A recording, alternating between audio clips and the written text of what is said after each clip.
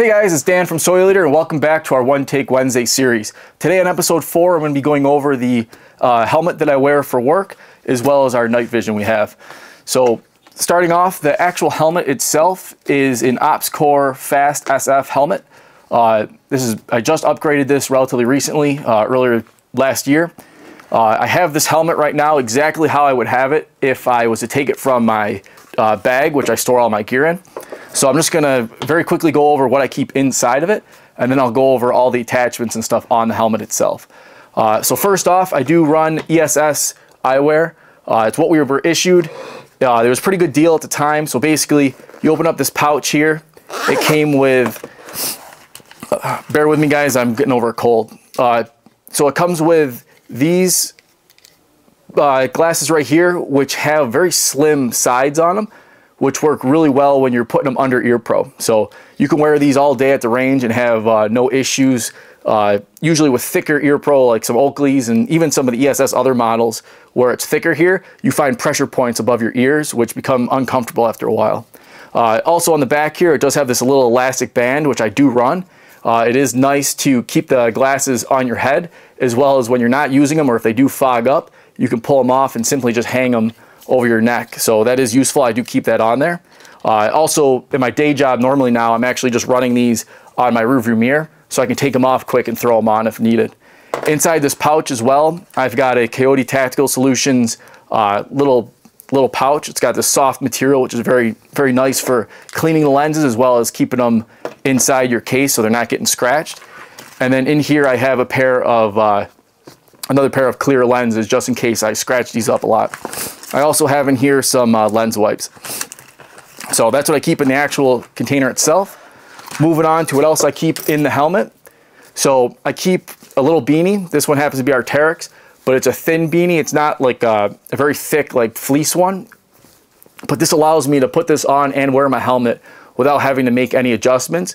And just helps kind of keep my ears covered and out of the elements. Once I put the ear cups on, that keeps a little more insulation in there. I also have balaclava. No, I am not administrative results. I'm sorry to disappoint you. Sounds like he will be doing a face reveal pretty soon. But no, I do keep Nomex balaclava on here. It's super important to me, especially being a breacher, protecting my face. It's not so much for people not knowing who I am. Obviously, I'm on YouTube talking to you guys. It's more for just face protection.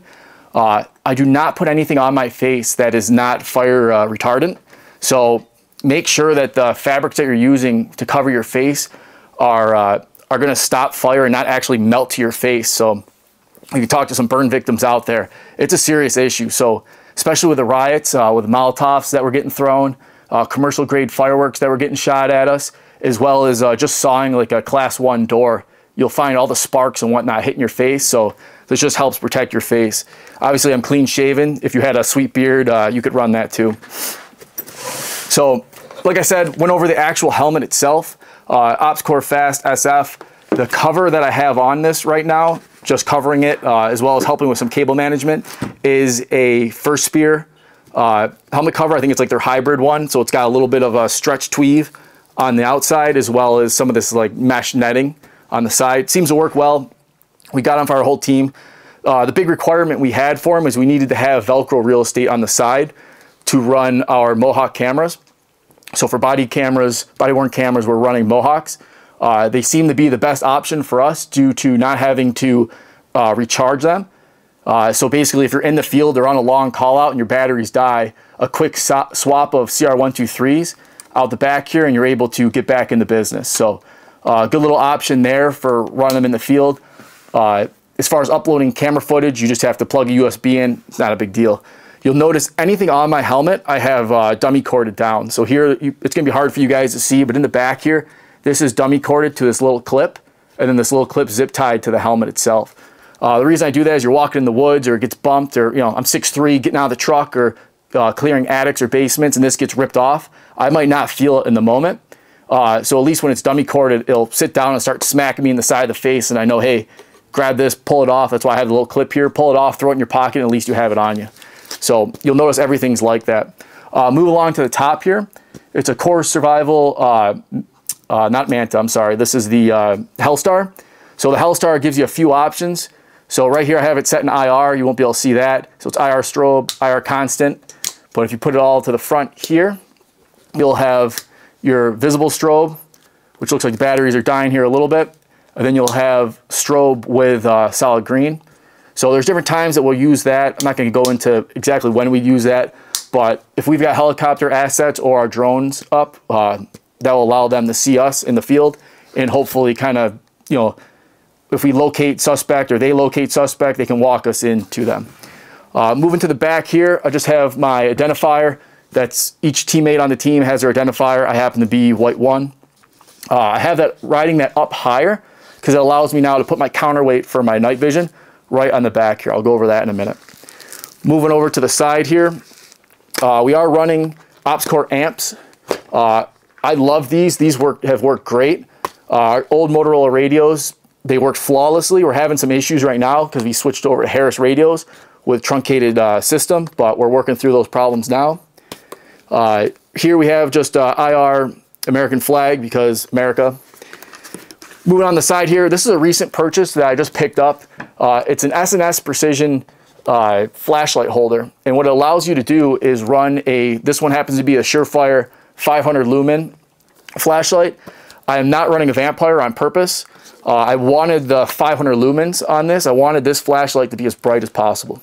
So this actually, I just picked this up recently due to a debrief I watched on online regarding a hostage situation. I believe it was in California, where the suspect had his, I think, 5-year-old kid inside the house, set the house or the apartment on fire, and then firefighters and police were trying to breach walls and whatnot to get to him.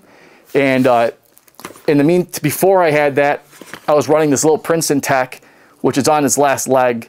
But this Princeton Tech's a good task light. It's got 1 click will give you a low red LED, 2 clicks will give you a brighter, and then if you hold it, it gives you a little bit of white light.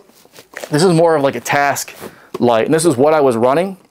And if I ever need to do medical or read a map, that's something I could do. But after watching that debrief, it really stood out to me like, hey, I don't have enough white light capabilities on my kit. I definitely wanted something that would throw just a little more light out there, especially through smoke and debris. Because as you know, with EMP breaching or with SAW breaching, there's a lot of debris in the air, as well as obviously fire with a lot of smoke. So by being able to just one hand click this on and have it pointed to where my head's looking, or I can flip it up like that and I can run it so now the light is bouncing off the ceiling and it gives me a nice flood. So I wanted the brightest white light. I didn't really need the IR. I know some guys will run the Vampire head on here and give themselves an IR flood, but I really didn't need that for my application. But being able to have a light that's attached where it's hands-free was the way to go for me. So I've been trying that out. I've loved this. I wish I bought this years ago. It's working really well for me. Up front here, we do have just a standard Wilcox mount. This one is running a dovetail. I've got that set up for my night vision, which I'll go over here in a minute. But standard right there, when I'm hooking my night vision, I can hook the little lanyards to it to help with both retaining it as well as some of the wobble. But man, these Wilcox mounts are machined pretty well, and there's hardly any wobble on those. So I'm pretty impressed with those. Went over that. That's basically it for the helmet itself. On my gas mask, one thing I didn't go over, on my gas mask, I do keep the chin strap adapter for being able to attach this to the gas mask to run the cord below when I'm running the gas mask. But this Princeton Tec, like I said, is kind of on its way out. So that's what I run in my helmet as well as the helmet itself. You'll notice here, there's not a lot of snag hazards. That's one thing I want to go over. I see a lot of guys putting a lot of stuff on their helmets, which you could argue I have a lot of stuff on here. I really only have stuff that I truly feel is mission essential.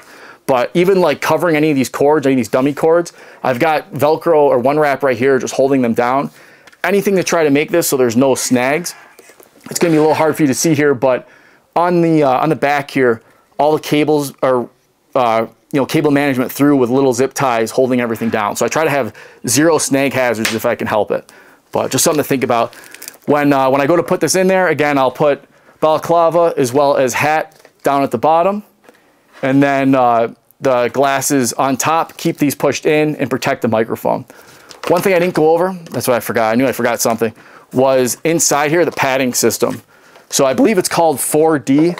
You can get them on TNVC. I've run these for a while. I actually spoke to the owner years ago now, probably 6 or 7 years ago now, on the phone. He was actually at SHOT Show when I called him, but he was super cool, sent me a pair to T&E, and you know, this is a plug for him, but these are awesome. I have never had pads that are more comfortable than these. The only issue I run into is when it's really cold out. It takes about 10 to 30 seconds of wearing the helmet for them to heat up and warm up enough to kind of mold into your head. So basically you put your helmet on, within 10-30 seconds, the helmet will, the pads will warm up and then they'll conform to your head. But there's 0 pressure points with these. They work great. So highly recommend those. As far as night vision unit that we're actually running here, so currently we have night vision devices. They're, I guess, dual NVGs. These happen to be white phosphor. So you'll notice here I've got the little padded case. This is kept in a harder case, so I don't have any crush issues with it. But if you're not, make sure that you're running this in some sort of Pelican case. You can buy them at Harbor Freight. They're cheap enough. Get them. Don't let $10,000 or $8,000 pair of night vision get damaged. If my teammates are watching, you know who I'm talking to. So inside here, you'll see I've got a couple extra batteries, Energizer. These just happen to be make sure they're lithium. Obviously, you're going to run lithium in your night vision. I know that the directions say, hey, make sure you remove the batteries when you're not using them. I don't have that luxury, and probably most law enforcement guys don't have that luxury. So I keep them in because you never know how fast you're going to grab them and need them. What you will notice in here is I do have this little bag, right? And what this bag is it's actually a Faraday cage or Faraday bag. It's made by NX3. This is the 8-inch by, I believe, 6-inch one. You could probably run a smaller one. As you can see here, there's some room here. But again, I don't know a ton about this stuff, but supposedly if there was an EMP or was a nuke which sent off an EMP, this would supposedly protect your night vision from the EMP pulse, or at least shield it enough so that the circuit board and circuitry wouldn't get damaged. Now, I don't know if that's 100% going to work, but these things are cheap. I think I paid like 30 bucks for this shipped. So it's one little added protection that, hey, it would be pretty nice to have night vision still after EMP. And all you have to do to remove it, it's just like similar to a dry bag. You're going to just unvelcro it here and then just pull it out. And there you have the night vision. So you can see here, I've tried a bunch of the diopter adjustments to try to get that infinite focus. I found what worked best and what was the cheapest option and kind of fit these the best was literally just doing the 5.56 holes in the front cover. You'll also notice here that I do have some silver Sharpie. I don't know if you can see that there. Silver Sharpie just marking where my focus point is for me personally. Again, I don't have to share these night vision units, so this is mine assigned to me. So I mark those, so quickly in the field, if I need to, even under low light, I can see where those are. Another thing you could do too, if you just wanted to be able to feel it, is take a hot glue gun and put a little dab on both sides and then just line up those little bumps. That's another option. I didn't have a hot glue gun, so I just used silver Sharpie for now.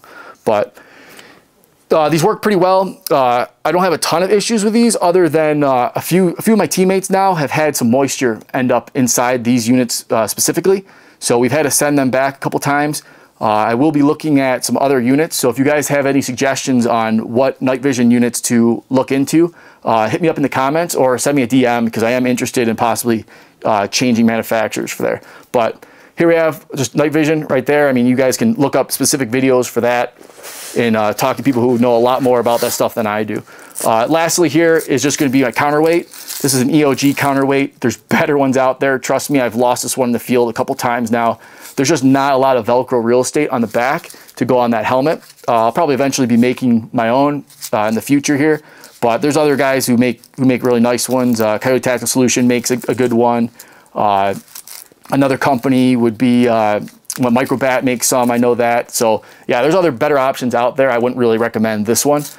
And then that's it. Really the only thing I have else in here is going to be some sacrificial lenses, some more lens caps, and some rubber bands to keep stuff snug. So I will send a link in the description of the video for this little Faraday bag. Again, I think it's a good peace of mind, if anything, just being able to know that, hey, your night vision could be protected.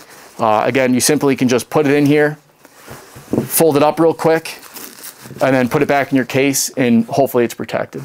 So if you guys have any questions, again, feel free to reach out, send them in the comments. I'm trying to answer all the questions you guys have as quickly as possible. But if you need to get a hold of me right away, Instagram DM seems to be the best. So hope you enjoyed the video, and I'll see you next week.